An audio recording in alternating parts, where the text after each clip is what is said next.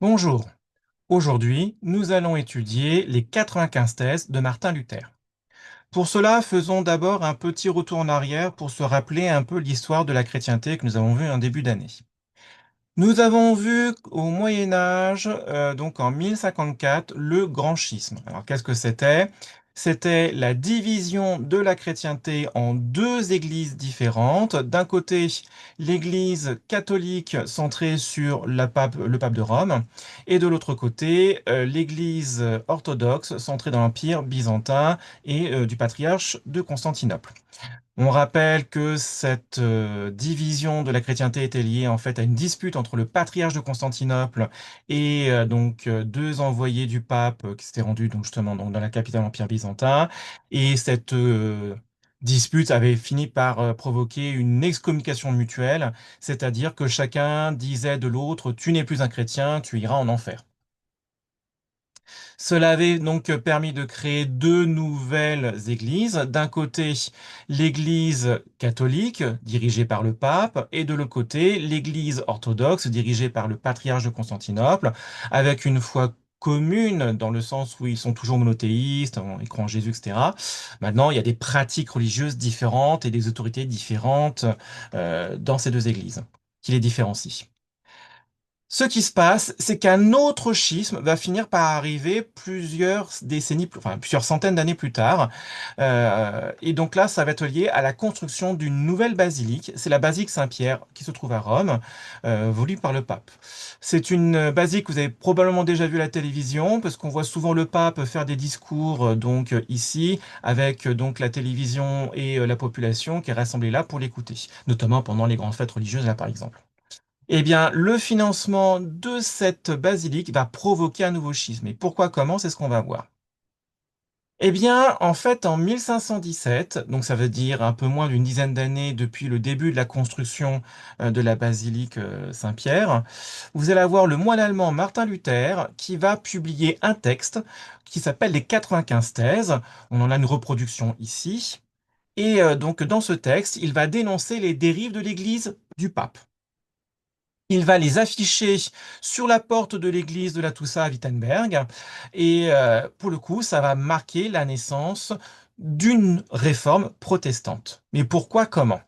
En fait, qu'est-ce qu'il dit dans ses 95 thèses? Il va tout d'abord dénoncer les dérives du pape. En fait, le pape, pour financer la construction de la basilique Saint-Pierre, pour gagner de l'argent, il va vendre ce qu'on appelle des indulgences. Ce sont tout simplement des pardons des péchés qui permettent de plus facilement accéder au paradis. Donc là, par exemple, sur cette gravure, on voit représenter quelqu'un qui donne de l'argent au pape en échange d'une indulgence qui permet donc justement de pouvoir accéder au paradis, hein. C'est ce que dit le texte. Sitôt que le sou résonne, le sou donc c'est l'argent, l'âme va au ciel, dit le parchemin que le pape tend à l'acheteur.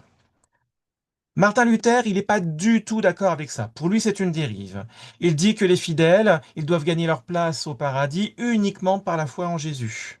Et non pas en donnant de l'argent, en achetant des indulgences. Éventuellement en faisant la charité aux pauvres, ça oui, mais acheter des indulgences, certainement pas.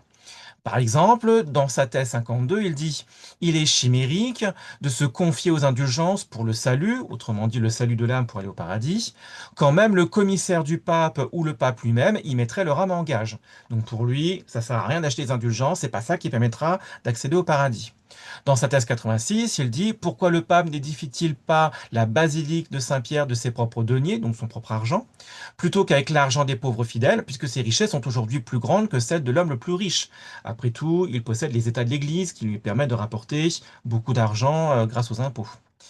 Eh bien, effectivement, ce qui se passe, c'est que ces revendications, elles sont envoyées au pape, elles lui parviennent. Il n'est pas d'accord avec ça, donc il va demander à Martin Luther de supprimer plusieurs de ses thèses. Martin Luther refuse, ça se transforme en dispute, et de nouveau, cette dispute, elle dégénère au point que chacun va excommunier, pardon, excusez-moi, l'autre en disant, tu n'es plus un chrétien, ton âme ira en enfer lorsque tu mourras. Cela va provoquer donc un nouveau schisme au sein de l'Église, avec d'un côté les catholiques et de l'autre côté les protestants. Donc, ce qui se passe, c'est que, eh bien, cette réforme, elle va pas s'arrêter à là pour autant, car des gens vont soutenir Luther. On va les appeler justement les protestants, parce qu'en fait, ils disent, on n'est pas d'accord, on proteste de l'excommunication de Martin Luther. Et donc, ça va se répandre dans une bonne partie de l'Europe et ça va marcher, à tel point que des gens vont se convertir dans ces nouvelles religions protestantes. Donc, d'abord celle de Martin Luther, hein, qu'on va appeler donc le luthérianisme, qui va se répandre dans le Saint-Empire et dans l'Europe du Nord. Mais vous allez avoir aussi la réforme protestante de Jean Calvin, qu'on va appeler le calvinisme. C'est un Français qui va lui aussi dénoncer les dérives de l'Église et du pape, se réfugier à Genève et donc après répandre, grâce à l'imprimerie notamment aussi, donc justement sa réforme calviniste protestante, en Suisse bien évidemment, mais aussi dans le Saint-Empire, dans les Provinces-Unies, en Écosse. Et vous allez même avoir un roi anglais, Henri VIII, qui lui aussi va rompre avec le pape. Alors pas pour des motifs comme les deux autres. Là, c'est plutôt parce qu'en fait, lui, il n'avait pas de fils avec son épouse, qui ne pouvait plus effectivement lui en fournir. Donc, il voulait divorcer pour essayer d'épouser quelqu'un d'autre et essayer d'avoir un fils. Sauf que, à cette époque-là, c'est pas possible, sauf accord du pape, qui le lui refuse. Et pour le coup, en fait, il s'est dit, bon, dans ce cas-là, je préfère rompre avec le pape, fonder ma propre église protestante. Ça sera l'anglicanisme d'Angleterre, donc. Et à partir de ça, s'autoriser lui-même, parce qu'il en devient le chef hein, de cette église anglicane, de pouvoir divorcer et de trouver une nouvelle épouse pour essayer d'avoir un fils. Donc là, bien sûr, ça va se répandre en Angleterre.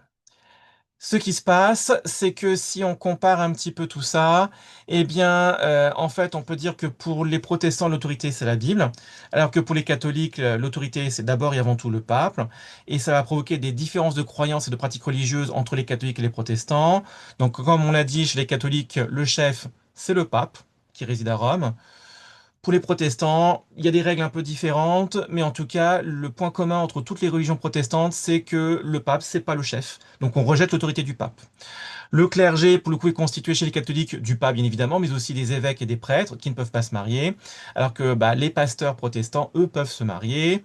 Grande différence dans la pratique de la religion, c'est qu'en fait, la lecture de la Bible et la messe se fait en latin chez les catholiques, alors qu'elle se fait en langue nationale, en langue courante, par exemple en français, en allemand, etc., etc., chez les protestants.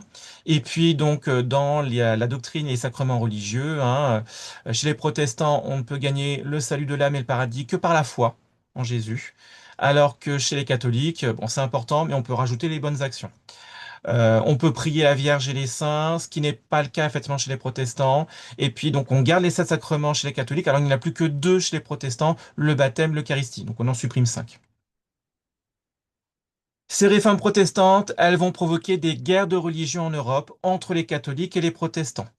D'abord, donc, dans l'Empire, enfin, dans le Saint-Empire, suite, donc, justement, à l'action de Martin Luther, donc, justement ici. Et puis, ça va être aussi le cas en France, avec, donc, après, l'influence, donc, de la réforme de Jean Calvin, donc, plus une longue guerre, fait, il y en a par contre, qui va durer, presque un demi-siècle. Si je résume cette leçon consacrée aux 95 thèses de Martin Luther, donc ça se passe à Wittenberg tout d'abord dans le Saint-Empire. En 1517, donc au XVIe siècle, vous avez le moine allemand Martin Luther qui va rédiger ces 95 thèses, donc un texte qui va dénoncer la vente d'indulgence par le pape pour financer donc en fait la construction de la basilique Saint-Pierre de Rome. Donc, le pape n'est pas content avec ça. Il va donc très rapidement excommunier donc Luther, qui en fait de même avec le pape. Hein. C'est une excommunication commune, mutuelle, ce qui va provoquer un nouveau schisme, donc une nouvelle division de la chrétienté. Cette diffusion des réformes grâce justement à l'imprimerie va permettre la création de trois grandes églises protestantes principales, le luthérianisme de Martin Luther, le calvinisme de Jean Calvin et l'anglicanisme du roi anglais Henri VIII.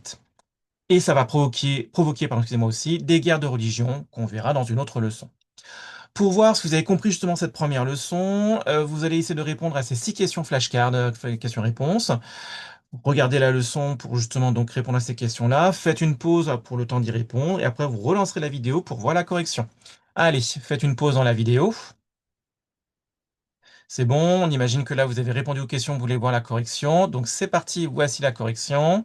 Si jamais il y a des erreurs, n'hésitez pas d'abord à les corriger.